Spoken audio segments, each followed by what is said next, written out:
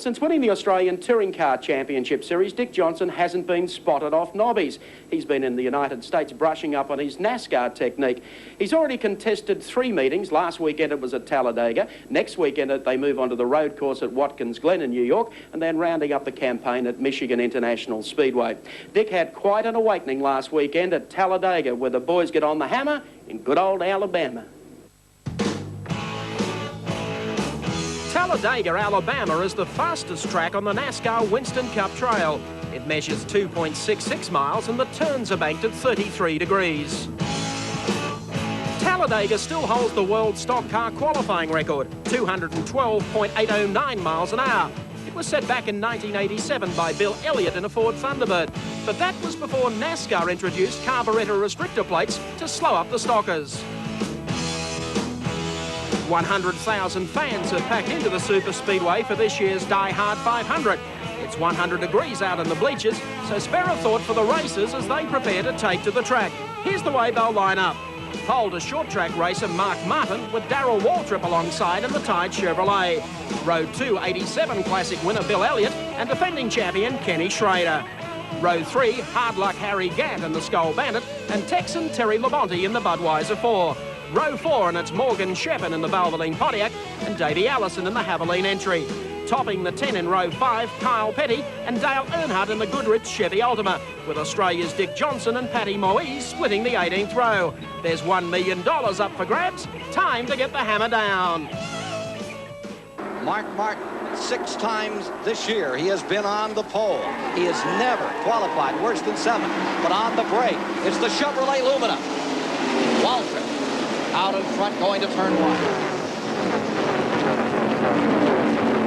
You're riding live with Davey Allison looking out the rear of his car. And here you see the red number 9 of Bill Elliott down on the bottom of the racetrack. It must be an exercise in frustration for these drivers that waiting to go into action and then finding their car just won't give them what they want. A new leader. Waltrip around Allison, and the Chevrolet goes back in front of the Ford. That car is strong, Ken. He dropped back at the beginning of the race and now has worked his way back up to the front. So, in trouble. Car in trouble. Elliott spinning once, twice, looping down to the inside. Yellow flag is out.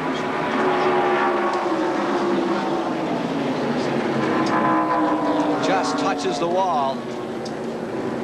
Yellow is out. From inside Sterling Marlin's car, let's take another look at what happened to Bill Elliott, defending Winston Cup champion. Watch this.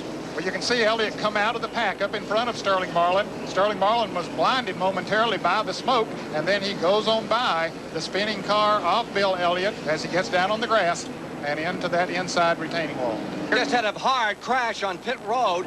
This is Jimmy Spencer's car, which ran over Darrell Waltrip. I mean, ran over him. He went up in the air. Waltrip is coming by with the right rear quarter panel bent up against the tire.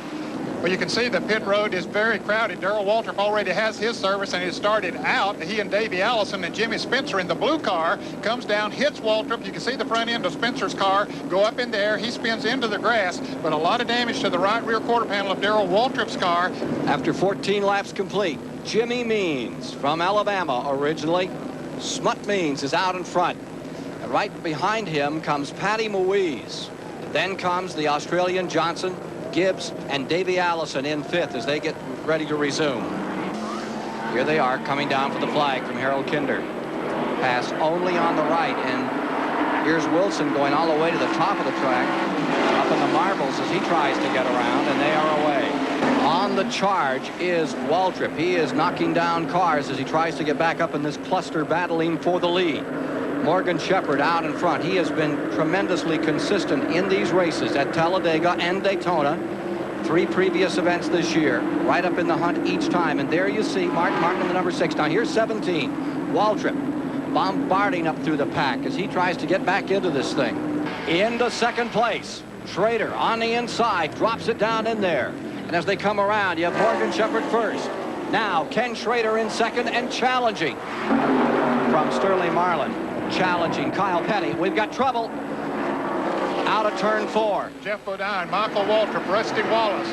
Car number 10 of Derek Cope. Neil Bonnet was down on the grass. Could be more to come. Darrell Waltrip. He just barely misses it. Here comes the other cars. They don't know whether to go high or low. There's so much smoke out there. Well, Jeff Bodine in the yellow car on the left of your screen coming off of turn 4. And you can see the car breaks loose all of a sudden right in front of a big pack. That's Dale Earnhardt going by, and then he clips Michael Waltrip in the car number 30, Rusty Wallace. Here comes Jimmy Means in the blue car getting involved. There's Derek Cope in car number 10. You see Neil Bonnet way down on the bottom of your screen. I don't think he was involved. He just cut down to the inside. You can see him now coming off of the grass. I think he got through the wreck okay. Ned, could you call that driver error? Back under green, 33 complete. 2 cautions thus far. Davey Allison out to a good lead. He got a good start. Alan Kowicki dropping back. There you see Waltrip, and he's now running by his lonesome. He's drawn away from the pack. It's amazing. He's ahead of drivers like Dale Earnhardt and Alan Kowicki, who have not had any trouble so far today. So Mr. Waltrip is really up to the occasion, bringing a car that isn't quite right up into the top 10. He was way back in 19th place not too many laps ago. Here we go for the lead. Schrader to the outside, and that's maroon number 25. Hendrick's stable car up on the outside. Now Mark Martin can play a big role in who takes the lead here, and it looks like he's going to follow Ken Schrader. Martin in the blue car number 6. Now he comes back to the inside, and that'll help Morgan Shepherd. Whichever car he follows is most likely the one that'll come out in front. Davey Allison, pictures from his car in 7th, and Sterling Marlin directly in front in 6th.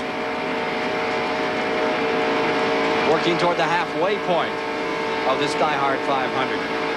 Davies won 2 of these races, run with restrictor plates. Of course, we're looking at the rear view of Sterling Marlin at Davey Allison.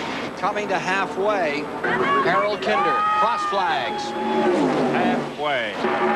Here's the story. Up in that front running position goes car number 6. It is Mark Martin. Mark Martin pushing that Ford back out in front. He's having an incredible year, but he still has his first win coming in Winston Cup racing. A year ago, he had 3 top 5 position finishes in 29 races. This year, in 16 starts going into today, he's had 6 top 5 finishes, 9 top 10. He's up there 5th currently in points. Was in 4th until Elliott beat him out of Pocono, Pennsylvania a week ago. You can see a group of cars that the leaders are coming up on there now. You can see that here comes the leaders. Mark Martin in the lead, Darrell Waltrip second, a 5-car draft. Ford, Chevrolet, Pontiac, 1, 2, 3. Waltrip going for the lead on the inside.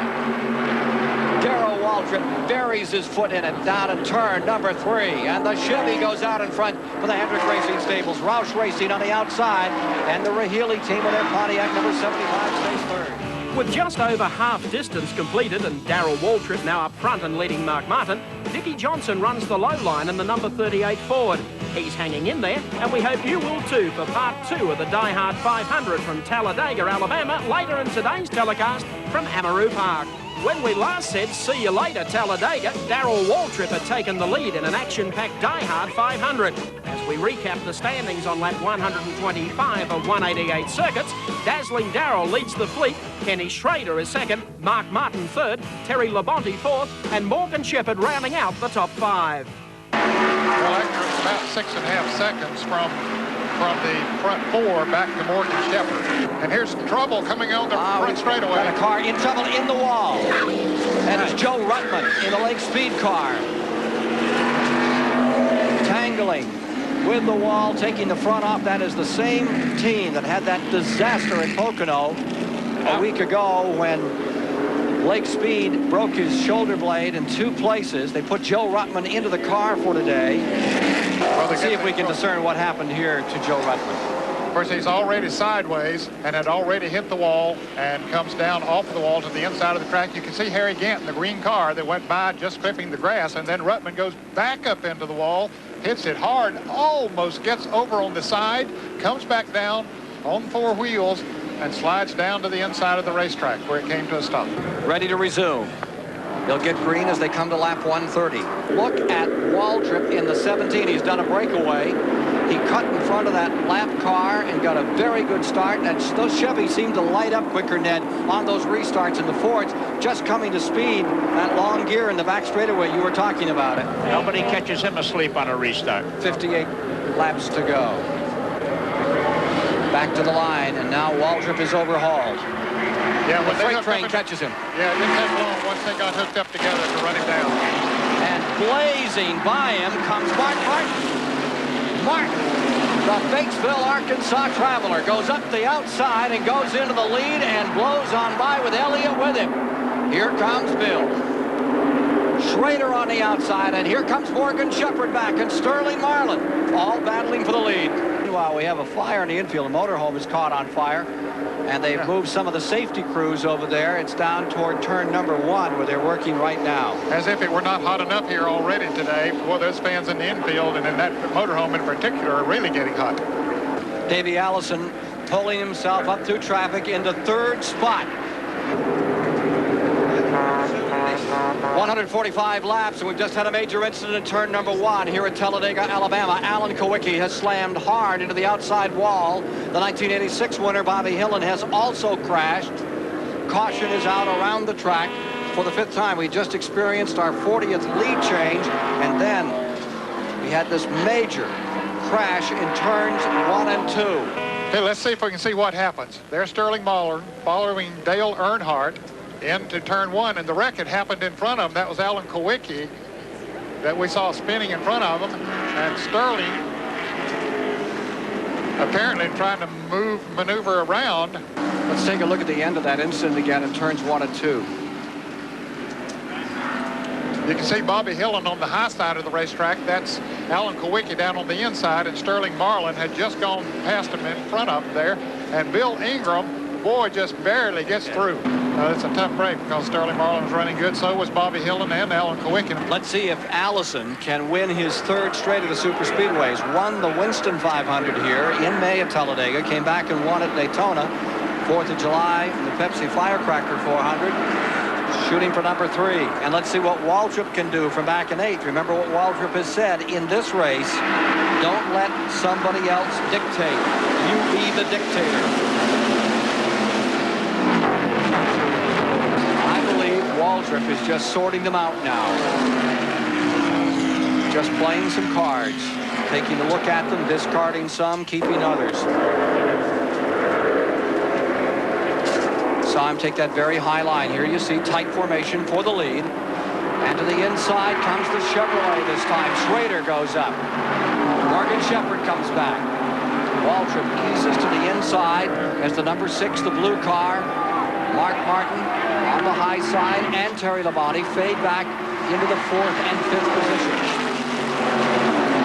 This is stock car racing at its very best.